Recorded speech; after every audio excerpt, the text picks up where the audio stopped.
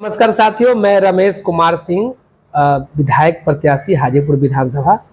अभी मैं इसमें चुनाव प्रचार करने नहीं आया हूं, बिहार के दशा और दुर्दशा पर चर्चा करने आया हूं। आज मेरे साथ हरीश जी बैठे हैं। ये भारतीय वायुसेना से रिटायर्ड हैं और लगभग 26 वर्ष इन्होंने भारतीय वायुसेना को दिया है। इस बीच में 8 राज्यों में रहकर इन्होंने ड्यूटी किया और बिहार प्रदेश में जो जाति का आग है, तो जाति का चर्चा करना बहुत जरूरी है कि ये कुशवाहा समाज से आते हैं, ओबीसी समाज से आते हैं। तो जाति बोलना इसलिए जरूरी है कि मैं उस पर भी कुछ चर्चा करूंगा।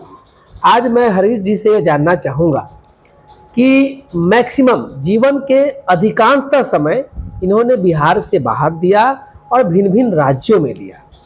इस दरम्यान ये बिहार को कहाँ आंकते हैं, अन्य राज्यों की अपेक्षा बिहार को कहाँ पाते हैं, किस तरह से तुलना करते हैं और तुलना के बाद क्या कमी है बिहार में या क्या और होना चाहिए, या चर्चा करेंगे। अरे जी, बहुत बहुत धन्यवाद, आप मेरे साथ आए हैं। तो सबसे पहले आप ये बता दीजिए, पहले अपना नाम बता दीजिए और कहाँ के मूल रहने वाले हैं, सो बता दीजिए। मेरा नाम हरीश है और मैं गोविंदपुर ग्राम के वाइदपुर पंचायत के अंतर्गत आता है और बिंदुपुर ब्लॉक पड़ता है, वहाँ पे रहने वाला हूँ मैं बेसिकली। और फिलहाल मैं रिटायर होके और हाजीपुर मीनापुर में मैं यहाँ पे अभी। तो आप जो है 8 स्टेट में रहे हैं और मैक्सिमम समय बिहार से बाहर रहे हैं, तो बिहार को कहाँ पाते हैं और राज्यों की अपेक्षा बिहार को कहाँ पाते हैं, किस तरह से देखते हैं, कितना कमी है बिहार में या फिर ठीक ठाक है, और किस तरह से बदलने की जरूरत है, क्या बदलाव की आवश्यकता है या फिर बदलाव की जरूरत है कि नहीं, तो बताइए। स्टार्ट करेंगे हम जब यहाँ पे 97 से पहले तक थे हम, और हम 26 साल बाहर रहे। उससे पहले जो है बिहार की स्थिति बहुत ही दयनीय थी, बहुत ही ख़राब थी।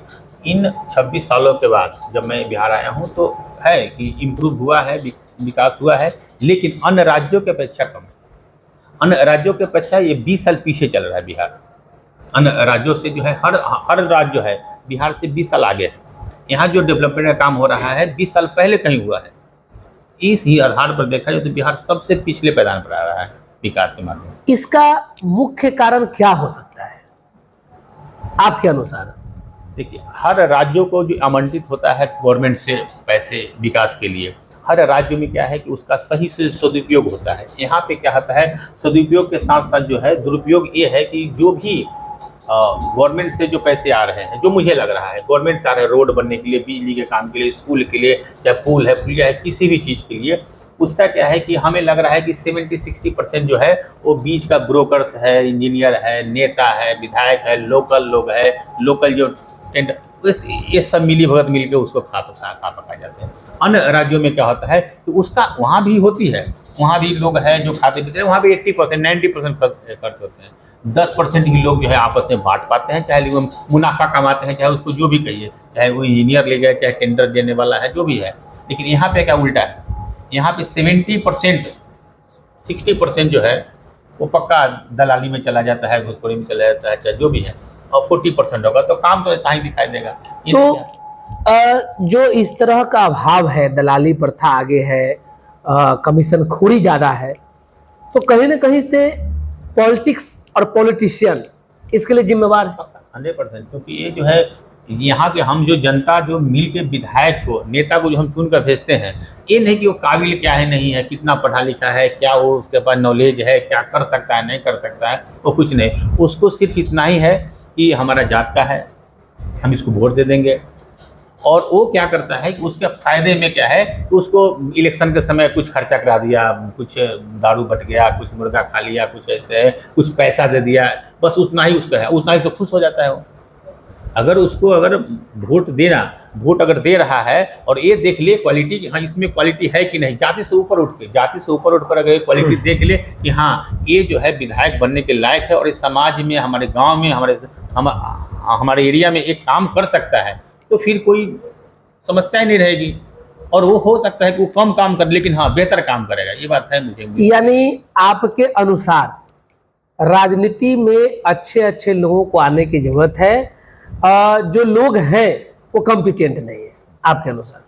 अच्छा हरीश जी, एक चीज और जैसे कि बिहार में जातिवाद अपने चरम सीमा पर है।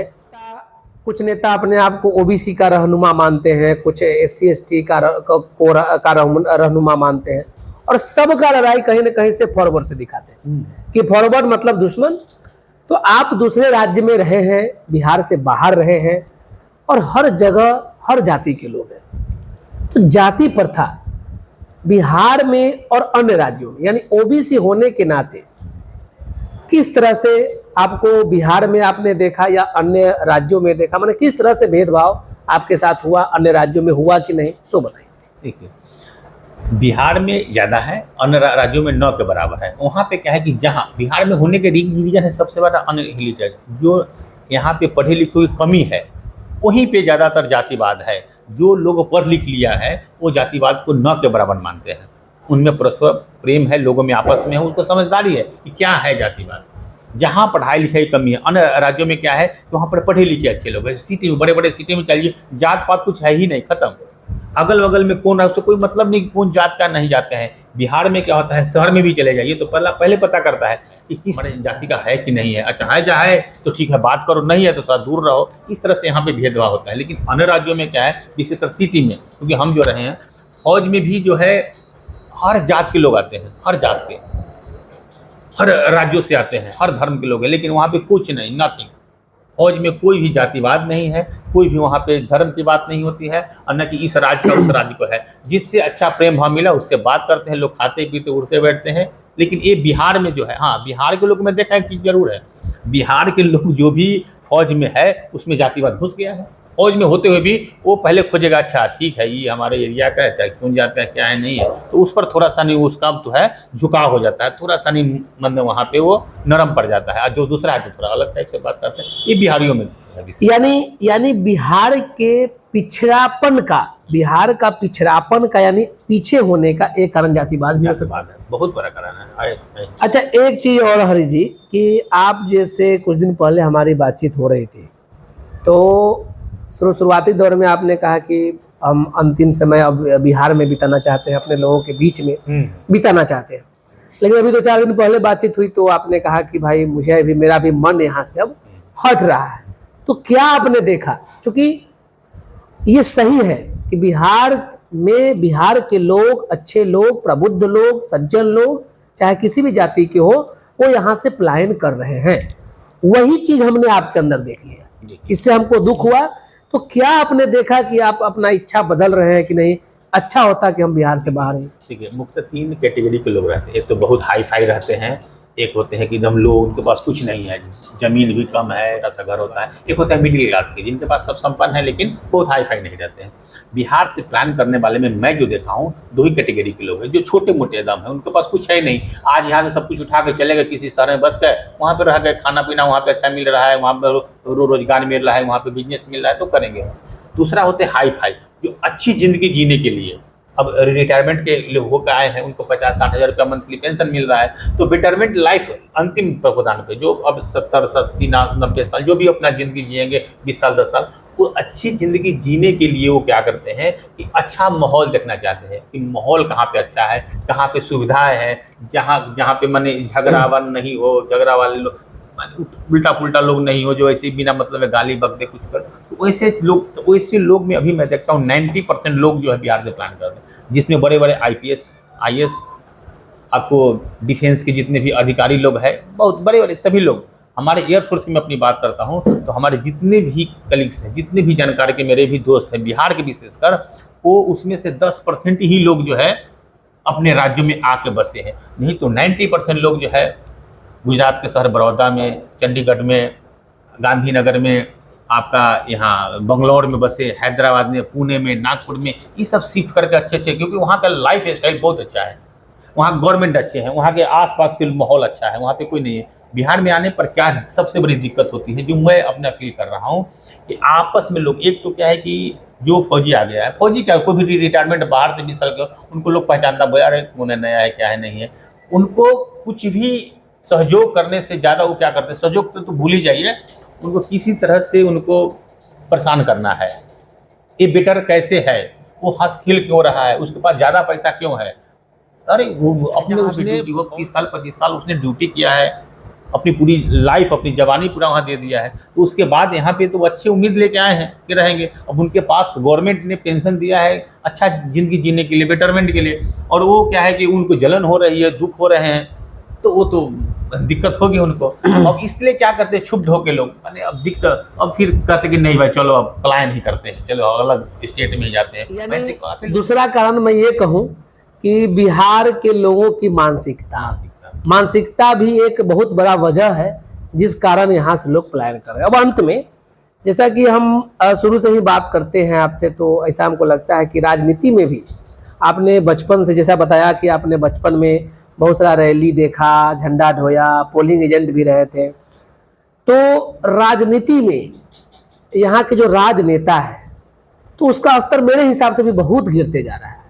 लोग कहीं ना कहीं से अपने आप को सेट कर दिया कि हम ज़्यादा हैं तो आरजेडी को देंगे, ऐसे है तो ऐसे, इस तरह से। तो राजनीति का जो पतन है आपके हिसाब से, और राजनीति का जो स्वरूप चल रहा है, यही रहना चाहिए या थोड़ा सा बदलने की जरूरत है? बहुत बदलने की जरूरत है। लोग के क्या है कि इस सब चीज से ऊपर उठ के दो चीज है, एक तो जातिवाद से ऊपर उठ के किसी भी अच्छे कैंडिडेट को वोट दे, जितना हारना उसका अपना किस्मत है।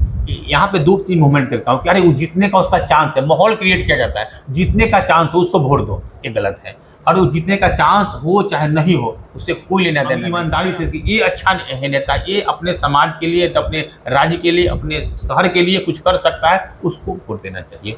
दूसरा चीज़ कहना चाहूँगा कि लोग पैसे पे, अंत में क्या होता है कि माहौल उसका खराब हो रहा है, उसका जीतने का तो चांस है लेकिन थोड़ा सा डैमेज हो रहा है, वहाँ का वोट हो रहा है, तो उस एरिया में जाके पैसे बंटवा देना, मोबाइल बंटवा देना, कोई सामान बंटवा देना, कुकर प्रेस, बहुत सारी चीज़ है ऐसे, ये सब चीज़ें, इस पर उठकर आपको वोट करना है, तभी जाके जो है हम अपने समाज को, अपने राज्य को, अपने देश को आगे बढ़ा सकते हैं, नहीं तो फिर वैसे ही परंपरा चलती रहेगी।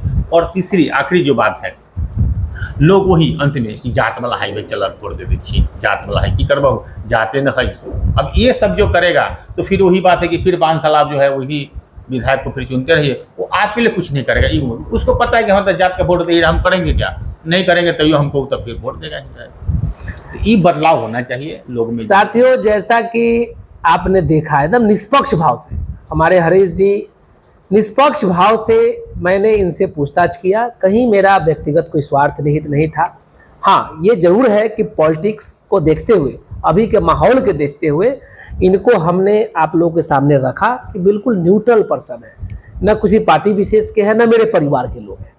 जितना स्पष्ट इन्होंने कहा, तो इनके बातों से यह जरूर सिद्ध हो गया कि बदलाव की ज़रूरत है, जाति पाति से ऊपर उठ के सोचने की ज़रूरत है, पार्टी दलगत राजनीति से भी ऊपर उठने की ज़रूरत है और कुछ नया करने की ज़रूरत है।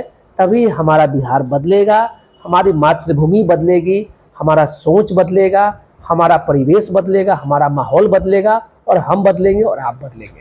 तो इस बार चुनाव में ये सब देखकर डगमगाना नहीं है, जैसा कि इन्होंने बताया कि अंत समय में अगर मेरी जाति हार रहा है, ये हार रहा है, वो पैसा दे दो, मोबाइल दे दो, नहीं, डगमगाना नहीं है। सोच समझ के प्रत्याशी, अच्छे प्रत्याशी को वोट करना है। इसी के साथ मैं यह वीडियो समाप्त करता हूँ। धन्यवाद।